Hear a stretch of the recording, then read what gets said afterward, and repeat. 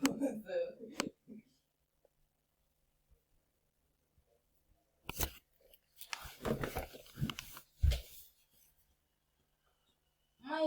don't.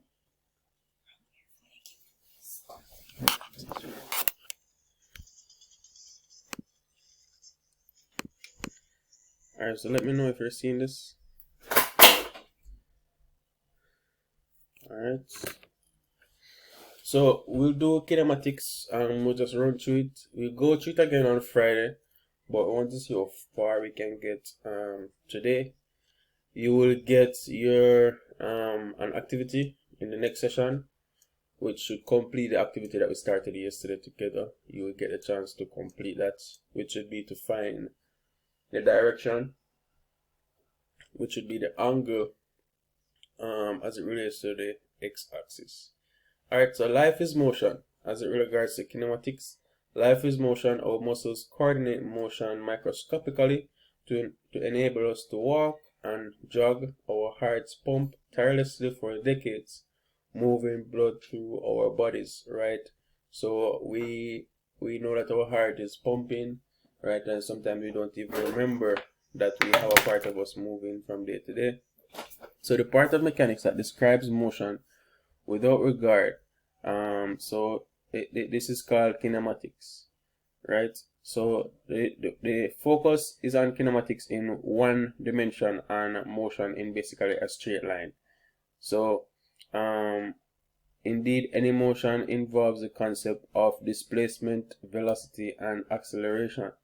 So here we use these concepts to study the motion of objects undergoing constant acceleration. Alright, so we have displacement, velocity, acceleration, and we're going to look at constant acceleration very soon. So motion involves the displacement of an object from one place in space and time to another. So describing the motion requires some convenient coordinate systems and a specific origin, right? So we must start at a point and end at a particular point when describing motion. So distance and displacement are two quantities that may seem to mean the same thing, but they have distinctly different definitions and meanings. Alright, so could someone explain the definition of displacement? What you think is displacement?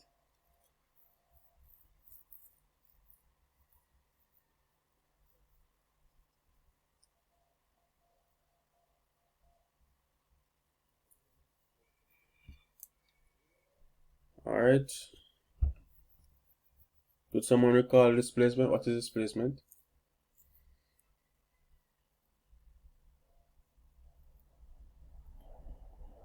Right, so it has to do with movement from one point to another, but we have to be more specific. Right, you're missing out one thing.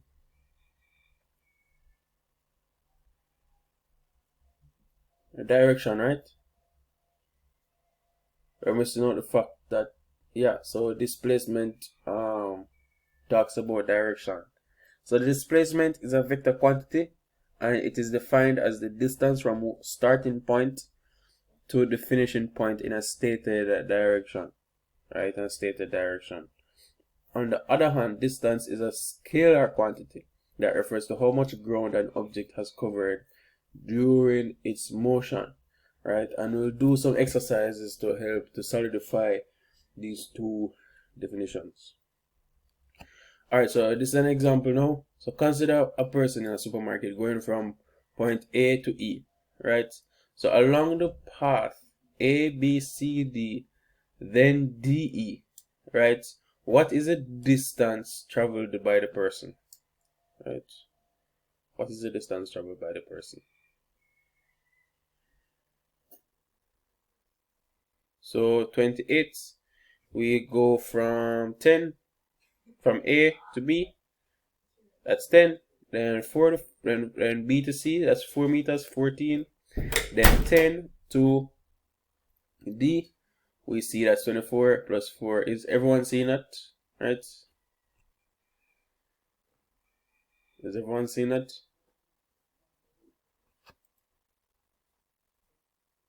Alright, let me check if anyone else is joining the class before we continue. Alright, okay, good. So we have okay. Alright, so we say that the distance traveled by the person is 28. Now what is the displacement?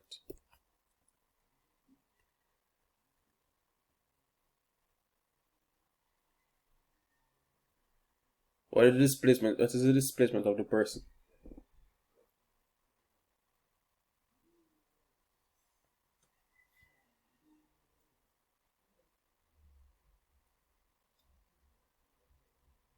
Hello? Alright, so the displacement of the person is 8 meters. It should be 8 meters in this direction. Alright, is everyone seeing that? Or a better question would be, does anyone not see that? Is there a person that's not seeing that displacement is 8 meters? Please speak up, right? Okay, 8 meters. Second one, a boy walks 4 meters east, 2 meters south, 4 meters west, and finally 2 meters north, right? What is the distance traveled by the person? So they walk 4 meters east, right, which would be the starting point here. Alright, so the complete distance traveled by the person would be 12 meters, and the displacement of the person would be what? Alright, so this person really didn't do much, right?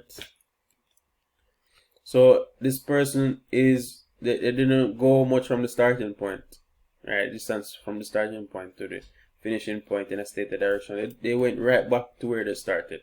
So they went all the way around and then come back. So displacement of an object can be determined by its change of position, right? So you look on the starting point, you look on the final point, and you compare this as the displacement, while the distance is the total ground covered by the object. So therefore we can move to speed and velocity, right? So in day-to-day usage, the terms speed and velocity are interchangeable. So in physics, however, there's a clear distinction between them, right? So people might use speed and velocity. They say, oh, of course, that describes how fast an object is moving, but in physics, we have to be a lot more specific. So speed is a distance traveled per unit of time. V equal d over d, right? So speed in this case is a scalar quantity. This means that it only has magnitude. It doesn't state direction, right? We're just moving at that speed. On the other hand, velocity is the rate of change of displacement. So this is equal to s over t. So this can be also stated as the distance per unit of time, right? Distance per unit of time. Right, a lot of errors here. I have to type all of this. Right, so you might see a lot of errors popping up. My apologies. Right, so average speed and average velocity. Right, now we can go more deeper. We can go much deeper into speed and velocity. So example, consider a car traveling from A to B along the route shown in the figure below. So we have A, right, and we have B. So they could someone tell me what would be the total distance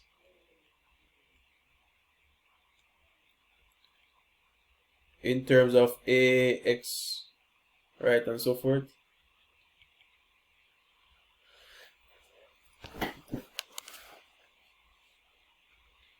Alright, seems like somebody is joining.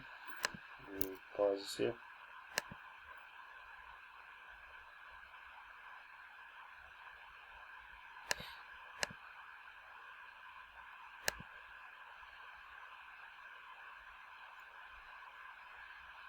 Alright, now this is the final activity for today. Could someone tell me the total distance?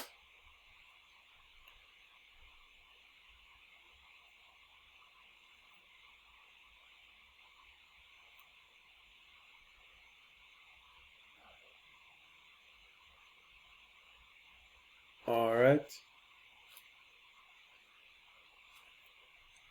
So we have a to x, right?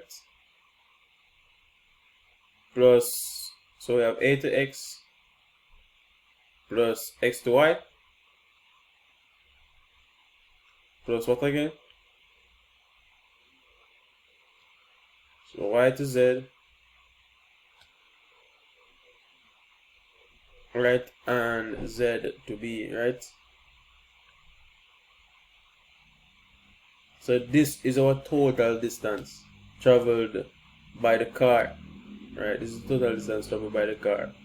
Now, the average speed of an object over a given time period or a time interval is defined as the total distance traveled by the total time elapsed, right?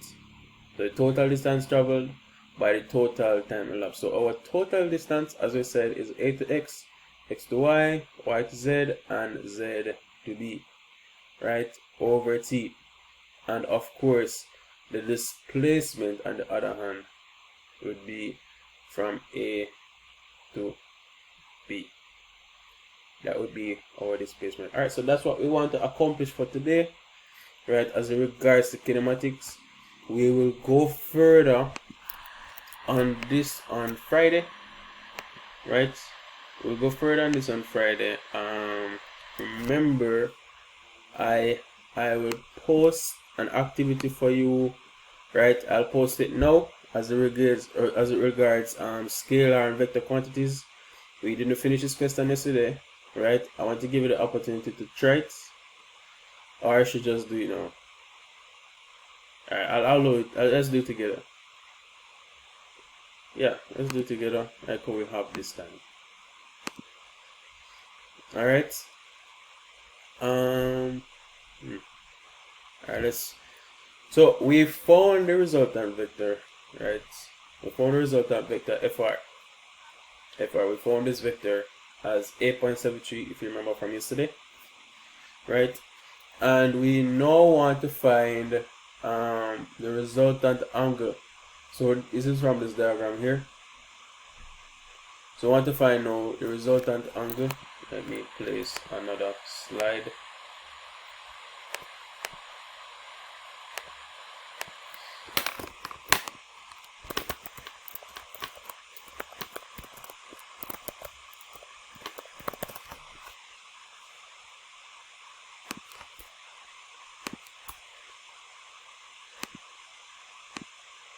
Alright, so we found the resultant vector, the magnitude of the resultant vector. Now we want to find the angle or the direction. So the first matter at hand would be to place this on a new diagram. We have a new diagram here, and we said this is FR. Just to give us a better understanding. Then we have FRY. Sorry, FRX. And what do we have over here? FRY. Right? Now we want to find this angle or this angle. A or B. Which one do we want to find?